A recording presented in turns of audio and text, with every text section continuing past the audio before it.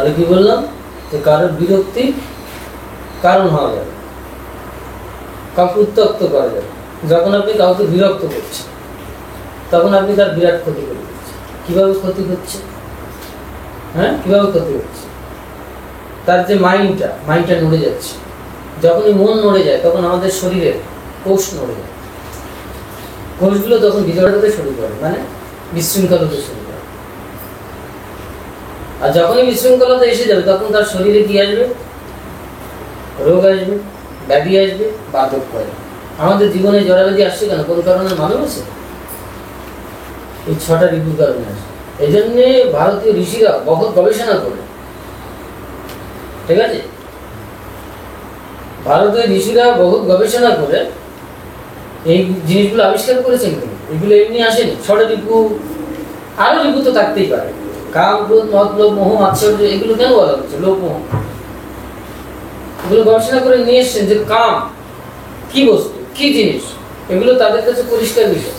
এখন যদি আপনি কাউকে কামের দ্বারা উত্ত্যক্ত করেন, বিরক্তির কারণ হন কাম, তাহলে তার ক্ষতি হয়ে যেতে পারে। যদি সে অ্যাটেন্টিভলি সেটাকে গ্রহণ না করে তাহলে তার জন্য সেটা ধর্ষণ হয়ে যাবে। হ্যাঁ, ধর্ষণ কাকে বলে বোঝা যাচ্ছে? হ্যাঁ, ধর্ষণটা শুধু ওই জোর করে একটি খারাপ ছেলে আরেকটি রাস্তায় মেয়েকে পেয়ে এরকম করে দিল, এটা এক ধরনের ধর্ষণ। আর এক ধরনের ধর্ষণ আছে যার মন এবং শরীর দুটো বিষয়ে অ্যাটেন্টিভ নয়। কোনো ব্যক্তির প্রপোজ করা, কোনো ব্যক্তি প্রপোজ করে যে দেখো ভাই আমি কামের দ্বারা উদ্দীপ্ত, তুমি আমাকে ভরণ পোষণ দেয় একটা কিছু কর, কিন্তু সে চাইছে না, মাইন্ডও চাইছে না, তার কোষও চাইছে না।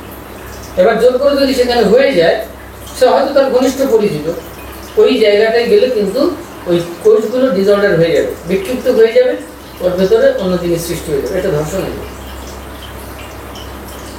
আর ফলে কি হয়ে যাবে? ক্ষতি হয়ে যাবে।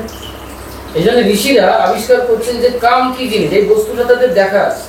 কামটা সবসময় কিন্তু আবার নেগেটিভ না, কাম সবসময় কিন্তু নেগেটিভ হয় না, নেগেটিভ নয়। সবসময় অনেকে বলছে না এ কাম সাধন ভোজন করে এসে কাম ছাড়ো ছাড়ো। একজনের ক্ষেত্রে এরকম আছে কাম তুমি গ্রহণ করো, আরেকজনের ক্ষেত্রে এরকম আছে কাম তুমি ছাড়ো। ঠিক আছে, কাম তুমি ছাড়ো। আরেকজনের ক্ষেত্রে বলছে কাম তুমি ভোগ করো। এইগুলো ডিফাইন করবে একজন ব্যক্তির অস্তিত্বের উপরে, তার সেন্টিমেন্টের উপরে। যদি সেই সেন্টিমেন্টের বিপরীতে হয়ে যায় তাহলে সেটা কি হয়ে যাবে? ধর্ষণ। কাম একটি বস্তু, অনেকে বলবেন কাম একটি সেন্টিমেন্টাল ব্যাপার। কাম একটি বস্তু, কাম একটি বস্তু, শুধু সেন্টিমেন্টাল বিষয় নয়, কাম একটি বস্তু। এবার দেখা যাচ্ছে ক্রোধ, আপনি কারোর ক্রোধের কারণ হবে, আপনি আমার সাথে এমন একটি ব্যবহার করলেন আমি ক্রোধিত হব, আর ক্রোধিত হওয়ার সঙ্গে সঙ্গে আবার কিন্তু সেল অর্গান নড়ে গেল, মাইন্ড নড়ে গেল, ফলে আমার কিন্তু ক্ষতি হয়ে যাচ্ছে। শুধু ধর্ষণের ক্ষেত্রে নয়, সমস্ত। আমি এখানে ধর্ষণটাকে অ্যাপ্লাই করেছি যে সংঘর্ষক হিসেবে, সংঘর্ষ তৈরি করছে, যুদ্ধ তৈরি করছে। আর যুদ্ধে তো প্রাণ যাবে, রক্তপাত হবে, ক্ষতি হবে। যেতে হবে সংকর্ষণের ভেতরে, ধর্ষণের ভেতরে নয়। এই সংকর্ষণের নামই হচ্ছে কিন্তু আধ্যাত্মিক। আবার বিকর্ষণ আছে সৃষ্টিতে, এই সংকর্ষণ এবং বিকর্ষণের খেলা চলছে। এই ঋতুগুলোকে সংকর্ষণ বিকর্ষণের মাঝখানে এনে ব্যালেন্সে রাখতে হয়। এটার নামই হচ্ছে কি? এটার নাম কি? এই ব্যালেন্সে আনার নামই হচ্ছে সাম্যতা। আর এই সাম্যতার নামই হচ্ছে ইকুয়ানিমিটি, ইংরেজিতে বলে। আর উপনিষদে এটাকে বলে সাম্যতা। অর্থাৎ তুমি কি করো? তোমার মন সমতায় নিয়ে আসো, ভালো মন্দের অতীতে চলে যাও, এটাকে ব্যালেন্সে নিয়ে এসো। সুখ দুঃখকে ব্যালেন্সে নিয়ে এসো, সমতায় নিয়ে এসো। তুমি সুখেরও হও, দুঃখেরও, আবার তুমি সুখেরও দুঃখেরও। এই দুটো জিনিসটা, অর্থাৎ এখানে আপনারা 5টা মানুষ আছে, আমি প্রত্যেক মানুষের জন্য সমান রূপে ভালোবাসা করি, কাউকে ঘৃণা করবো না, কাউকে আবার বেশি ভালোবাসবো, সমান রূপে চলবে, এটাকে সাম্যতা বলছে। এই যে মেইনটেনেন্সটা এবং এই যে ইকুয়ানিমিটিটাকে সাম্যতার ভিতরে নিয়ে আসা, এটার নামই হচ্ছে অ্যাকচুয়ালি আধ্যাত্মিক জগতের মূল রহস্য। এই রিপুগুলোকে এই সাম্যতার ভেতরে আনতে হবে। এই সাম্যতার ক্ষেত্রে গিয়ে যদি কেউ উত্তপ্ত করে তাহলে সে একজন অপরাধী হয়ে যাবে, ধর্ষক। এই জন্য কাউকে বিরক্ত করো না, উত্তপ্ত করো না, বা বিরক্তির কারণ হয়। আমার জীবনে ঘটনা ঘটেছে, ওই যেটা বলছিলাম 2019-20 এসে আমার কিন্তু এই যে ইরিটেশনটা আমার ভিতরে কাজ করলো, সাথে সাথে আমার কিন্তু এই ফেস নাড়িয়ে দিল। বেশি দিন তার প্রভাব পড়লো না, বেশি দিন না, তার প্রভাব কিন্তু 22-এ এসে পড়লো। কোথায় এসে পড়লো?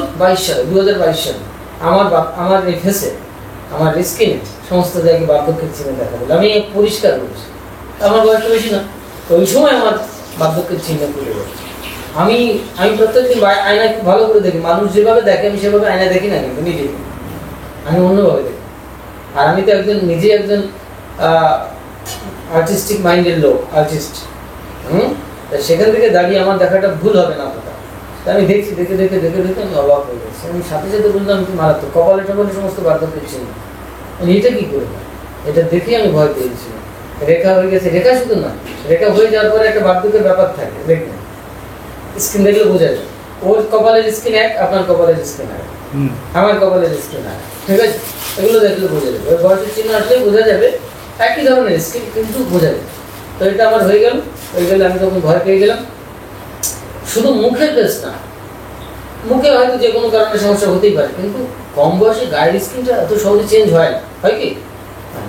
গায়ের স্কিন এসব জায়গায় চেঞ্জ হয়ে যায়, লোমকূপগুলো যেন ফুটে পড়েছে। তারপরে এখান থেকে মনে হচ্ছে যেন একটা বয়স্ক মানুষের হাত পা।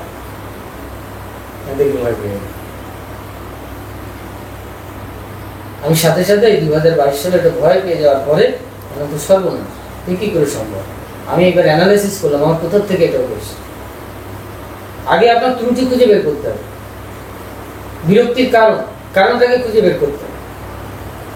অনেক ক্ষেত্রে তো কারণ খুঁজে পাওয়া যায়, কিন্তু কিছু করার থাকে না, যেমন সেটা তো পরের বিষয়। আগে কারণ খুঁজবেন, কারণটা আমি তখন খুঁজে বের করলাম যে আমার কোথা থেকে মাইন্ডটা নড়ে গেছে, এটা আমার ভুল হয়ে গেছে। আমি যে এর ভিতরে ঢুকে গেছিলাম, আমি রিপুর ভেতরে ঢুকে গেছিলাম, ষড় রিপুর ভেতরে। সব থেকে বেশি ক্ষতি করেছে ক্রোধ।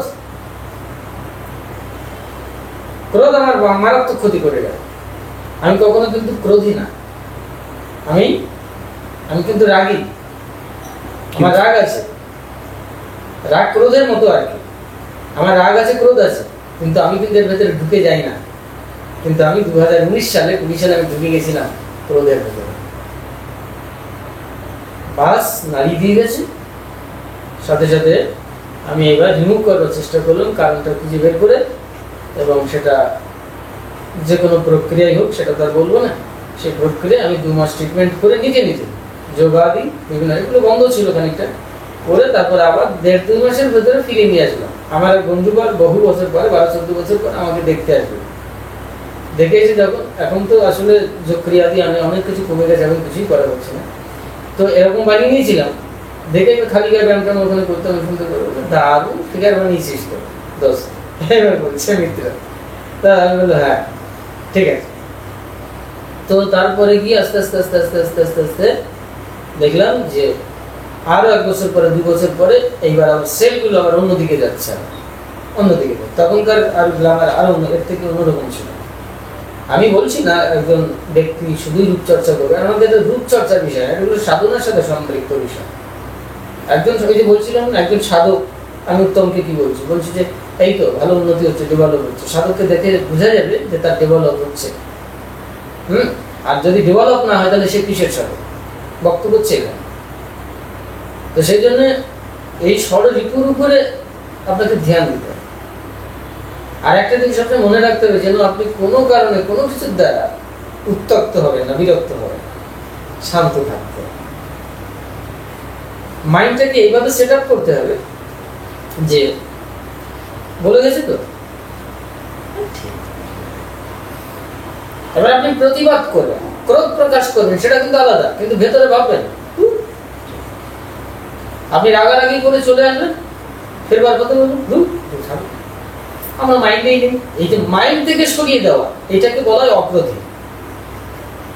মাইন্ডের ভেতরে, মনের ভেতরে ঢুকে দিলেন, তাহলে আপনি এই জগতের হলেন। আর এই জগতে রয়েছে কাল, আর কালে গেলেই আপনার জলাবাদী মৃত্যু। যেতে হবে আপনার কসমিক মাইন্ডে। কসমিক মাইন্ড মানে মহাজাগতিক মন, যে মহাজাগতিক মনের ভেতরে কোনো কালচক্র নেই। এই যে লেনা দেনার বিষয়টি, এই যে গবেষণার বিষয়টি, এগুলো মারাত্মক জিনিস। এই জন্য ষড়রিপু, পঞ্চ ইন্দ্রিয়, দশ ইন্দ্রিয়, মন একাদশ ইন্দ্রিয়, একাদশতম ইন্দ্রিয়, এসবগুলো কেন এসছে? 8টা বন্ধন, অষ্টপাশ, লজ্জা, ঘৃণা, ভয়, সংখ্যা, জুগুপ্সা, কুশীল, মান, এসবগুলো কেন এসছে? বোকা ঋষি দক্ষিণা আমাদের বহু গবেষণা করে আবিষ্কার করে, ঠিক আছে? এই জন্য আমাদের শাস্ত্রে সবসময় একটি গুরুত্বপূর্ণ দিক দেখি যে তুমি কামাচ্ছন্ন হবে, কামাতুর হবে, কামকে ইউটিলাইজ করো। এই জন্য আমাদের কামশাস্ত্রে এসেছে আমাদের বৈদিক সিদ্ধান্ত। বাদশাহের কামশাস্ত্র থেকে শুরু করে অনেক বড় বড় ঋষিদের কামশাস্ত্র এসেছে।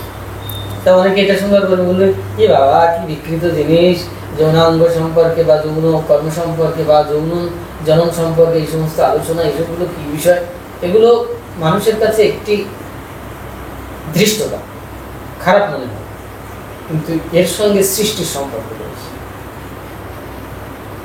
সাধনার সাথে সম্পর্ক রাখতে গেলে সৃষ্টির সাথে সম্পর্ক রাখতে হয়, বুঝেছেন? আর সৃষ্টির সাথে সম্পর্ক রাখতে গেলে সৃষ্টি প্রক্রিয়া জানতে হবে। আর এই সৃষ্টি প্রক্রিয়া মানে তো একটি যৌন প্রজনন বিদ্যা। এটাকে আমরা খারাপভাবে নিয়েছি, শুনলে তো খারাপ লাগে, তাই না? কিন্তু একটি প্রজনন বিদ্যা, এই বিদ্যাটাকে জানতে হবে। আর এই বিদ্যাটা জানতে পারলে সৃষ্টির রহস্য ভেদ করে গিয়ে আপনি অনন্ত মন্থন, অনন্ত রমণ প্রক্রিয়ার ভেতরে আপনি প্রবেশ করেন। যখন অনন্ত রমণ প্রক্রিয়া প্রবেশ করেন, তখন আপনি সৃষ্টি করতে পারেন। এটাকে বলা হয় ভারতীয় যোগী বিজ্ঞান। এই বড় বড় ঋষিরা একদম বিজ্ঞানী ছিল, ওনারা আবিষ্কার করেছে। অনেকে আবার দাবি করবেন যে কম্পিউটার ল্যাপটপ কেন আবিষ্কার করতে পারলেন না, ঠিক আছে? ইয়ার থেকে বড় বড় জিনিস তারা আবিষ্কার করেছিল, সেগুলো টাকা দিয়ে কেনা যায় না, সেগুলো অনন্ত কোটি জন্মের সাধনা দিয়ে অর্জন করতে হবে। যেমন দেবতা আবিষ্কার করেছে কি করে জানেন? এই যে 33 কোটি দেবতা, 33 কোটি দেবতা, 30 কোটি দেবতা, লাখ কোটি দেবতা, এই সমস্ত আসছে না, এগুলো সত্যি এক একজন দেবতা। বিজ্ঞান তো বলা আছে 33 কোটি ঋষরকণা, এক একটা ঋষরকণা যা চোখে দেখা যায়। খুব এই 33 কোটি ঋষরকণার ভেতরে কয়েক হাজার ঋষরকণা বিজ্ঞানের দৃষ্টিকোণ থেকে ধরা পড়েছে। ঋষরকণা আপনারা এখন বুঝবেন না, এগুলো খুব ডিফিকাল্ট আলোচনা, আজকাল এসবগুলো করি না, ভুলেও গেছি অনেক জিনিস। এগুলো একটা সময় আমার গবেষণার বিষয় ছিল। ঋষরকণা এগুলো আমার সঙ্গীতে আছে, লেখনীতে আছে। ঋষরকণাকে বৈজ্ঞানিক দৃষ্টিকোণ থেকে এক একটা অ্যাটমিক কণার সূক্ষ্ম কণা বলা হয়, ঠিক আছে? এই সূক্ষ্ম কণাগুলোকে সাধারণত মাইক্রোস্কোপে দেখা যায় না, ঠিক আছে? মাইক্রোস্কোপে দেখা যায় না। তার থেকে কিছু কিছু জিনিস দেখা গেছে, সেটা ধরুন কত হবে, 1000, 1500, 2000, 2500, কিন্তু এখনো তো হাজার হাজার বাকি, এখনো লাখ লাখ বাকি, এখনো 33,000 বাকি, এখনো 33 কোটি বাকি। তো সেই সব ঋষরকণাগুলো সম্পর্কে কি বলবে? এগুলো এক একজন দেবতা। এই দেবতা কি আবিষ্কার করেছিলেন? এই দেবতা অসংখ্য পরিমাণ হতে পারে। আপনি কিন্তু এখন নতুন একজন দেবতা সৃষ্টি করতে পারেন। আমি যতটুকু আমার উপলব্ধিতে এখন আসে, আপনি এখন নতুন একটি দেবতা সৃষ্টি করতে পারেন যা সৃষ্টিতে নেই। তো সেটা কি প্রকারে সম্ভব? বলবেন এই কিরকম হলো? এটা অবাস্তব কথা, এটা সত্যি কথা। যা সৃষ্টিতে নেই আপনি সেই দেবতাকে আবিষ্কার করতে পারেন, সেরকম একজন আবিষ্কার করতে পারেন। তা প্রাচীনকালে ঋষিরা যে দেবতা আবিষ্কার করেছে, অনেকে ভাববেন যে এই দেবতাগুলো ছিল আদিতে। হ্যাঁ ছিল, তারা ঋষরকণাই ছিল। এই ঋষরকণা সহজ কথা বুঝুন যে স্পিরিচুয়াল এলিমেন্ট, মানে আধ্যাত্মিক বস্তু। আচ্ছা, আধ্যাত্মিক বস্তু, আধ্যাত্মিক বস্তু মানে সহজ কথা বুঝুন যাকে ধরা যায় না, ছোঁয়া যায় না, দেখা যায় না, সহজে। ক্লিয়ার? এগুলোকে ঋষরকণা বলা। তাহলে এই ঋষরকণা ছিল সবসময়, কিন্তু যে ডাইমেনশনটা ঋষিরা আবিষ্কার করলেন, ইন্দ্রদেব, বরুণদেব, জলদেব, এই জলের সাধনা করে জলদেবকে আবিষ্কার করেছে, হয়ে উঠলেন জল দেবতা, অর্থাৎ বরুণ দেবতা। যে ঋষি এটা আবিষ্কার করেছিলেন, জলের সাধনা করতে করতে জলের ভেতর থেকে সেই ঋষরকণাকে বৈজ্ঞানিক রাসায়নিক প্রক্রিয়ায় কেমিক্যালাইজেশন করে একটা আবিষ্কার করলেন একজন ব্যক্তি, তার নাম হয়ে গেল বরুণ দেবতা। এগুলো ঋষিরা আবিষ্কার করেছেন। এই এক একজন দেবতা ঋষিদের সন্তান। এই জন্য বলছে না দেবতারা একটা কাশ্যপ ঋষির সন্তান হয়ে এসেছে। কিভাবে এসেছে? আচ্ছা, আনন্দের হবে, এগুলো পৌরাণিকভাবে বলা ঠিক হয়েছে। ঠিক ঠিক। এই দেবতার অমুক ঋষির সন্তান, পশুর অমুক ঋষির গোত্র সন্তান। হচ্ছে কাশ্যপ গোত্র। হ্যাঁ, কাশ্যপ। হ্যাঁ, কি করে? হ্যাঁ, তার মানে প্রথম হচ্ছে 7 জন ঋষি। ঠিক। তার মানে ঋষিরা এই সন্তান আবিষ্কার করেছে। তাহলে কিভাবে আবিষ্কার করেছে? পেটের ভিতরে ঢুকিয়ে দিয়ে? এগুলো রহস্য আলাদা। আর যদি করেও তার বৈজ্ঞানিক ফর্মুলা আছে। এই জন্য বলেছে সৃষ্টি প্রজনন যৌন প্রজনন বিদ্যা জানতে হবে। এই জন্য কাম তোমাকে উত্তপ্ত করছে, ক্ষতি করে দিচ্ছে, কিন্তু কাম যখন তুমি ইউটিলাইজ করবে, হৃদয়ঙ্গম করবে, সাধনার ভিতরে নিয়ে যাবে, তখন সৃষ্টি প্রক্রিয়ার ভিতর থেকে তুমি একজন দেবতা আবিষ্কার করতে পারবে। বোঝা যাচ্ছে? তাহলে স্বরলিপির মাধ্যম দিয়ে অনেক কিছু করা যায়। ঠিক। শুধু ত্যাগ ত্যাগ করলে বললো হবে না, ঘটনা আছে এখানে। ত্যাগের রহস্যই আলাদা। এই জন্য উপনিষদ বলছে ত্যাগ ত্যাগ কেন ভুলছি না, ত্যাগের মাধ্যম দিয়ে ভোগ করো। ত্যাগের মা তুমি ত্যাগ করবে, আবার ভোগ করবে কি করে? তুমি আমাকে ছেড়ে দিয়ে চলে গেলে, এবার আমার সাথে সঙ্গ করবে কি করে? অদ্ভুত বিষয়। এই রহস্যটা যেন ত্যাগ এবং ভোগের ব্যালেন্সের নাম হচ্ছে ত্যাগের মাধ্যম দিয়ে ভোগ করা। এগুলোর বৈজ্ঞানিক ফর্মুলা আছে কিভাবে করতে হয়। তো তারা যখন তারপরে এই যে ঋষিরা কি করলো, এই বিশ্ব প্রকৃতির মাঝখানে রমণ করলো, মন্থন করলো, এই বিশ্ব প্রকৃতিকে মন্থন করলো, রমণ করলো। যেমন এখানে এই পার্থিব জগতে একজন স্বামী স্ত্রী একে অপরের সাথে মিলিত, একটি পুরুষ জীব একটি নারী জীব মিলিত হয়, একটি ফুল পুষ্প, হ্যাঁ, তারা বাতাসের মাধ্যম দিয়ে রমণ করে, এই সমস্ত করে তারা নিজেকে সৃষ্টি করে। সৃষ্টিতে ফুল, উদ্ভিদ, মনুষ্য, প্রাণী আদি সৃষ্টি, মৎস্য আদি থেকে শুরু করে, হয়তো তারা সবাই প্রজনন বিদ্যার মাধ্যম দিয়ে সৃষ্টি করে। তাহলে এই যে সৃষ্টিটা হচ্ছে রমণ প্রক্রিয়া, তা ঋষিরা যে দেবতা আবিষ্কার করলেন সেটা কোন প্রক্রিয়া? এই বিশ্ব প্রকৃতি, এই যে অনন্ত ব্রহ্মাণ্ড, হচ্ছে বিশ্ব প্রকৃতি, অর্থাৎ মায়ের একটি স্বরূপ। এই বিশ্ব প্রকৃতির সাথে ঋষিরা কঠোর তপস্যার মাধ্যম দিয়ে রমণ করলেন। আর যখন বিশ্ব প্রকৃতিতে রমণ করলেন, ওই রমণ প্রক্রিয়ার মাধ্যম দিয়ে সৃষ্টি হয়ে গেল একজন দেবতা। সূর্যদেব, বরুণদেব, চন্দ্রদেব, বায়ুদেব, এই বিভিন্ন দেবতা। এরা একজন এই মহর্ষি উৎকৃষ্ট মহাবিজ্ঞানীদের আবিষ্কৃত সন্তান, এক একজন দেবতা। এইভাবে আসলে দেবতাদের সৃষ্টি। এটা আমার দার্শনিক উপলব্ধি, বা আমি যতটুকু আমার এসেছে গুরুকৃপা বলে। এগুলো আলোচনাতে শোনা যায় না যে দেবতারা কিভাবে সৃষ্টি হয়েছে। ঋষিদের মহাপ্রকৃতির সাথে রমণ প্রক্রিয়ার মাধ্যম দিয়ে সৃষ্টি করেছে যে সন্তান, তার নাম একজন দেবতা। এই জায়গাটা তৈরি হয়ে এইভাবে আজকে আপনি যদি কঠোর তপস্যা করেন, তাহলে দেখা যাবে যে আমি বা আপনি সাধনা করলে দেখা যাবে যে একজন জিনিস আবিষ্কার, বা একটা জিনিস, একজন ব্যক্তি, একটি ডিভাইন ফোর্স তৈরি হয়ে গেছে, আবিষ্কৃত হয়েছে বা জন্ম নিয়েছে। কাল থেকে তাকে পুজো করা শুরু হয়ে যায়, সে দেবতা বলে একাই হবে। আর দেবতা কথাটির অর্থ অ্যাকচুয়ালি যিনি কিছু প্রদান করেন, যার ভেতরে দিব্যতা আছে। সৃষ্টিতে তিনি কিছু দিচ্ছেন আপনাকে, যেমন বায়ুদেব কি দিচ্ছে? বাতাস। পবনদেব কি দিচ্ছে?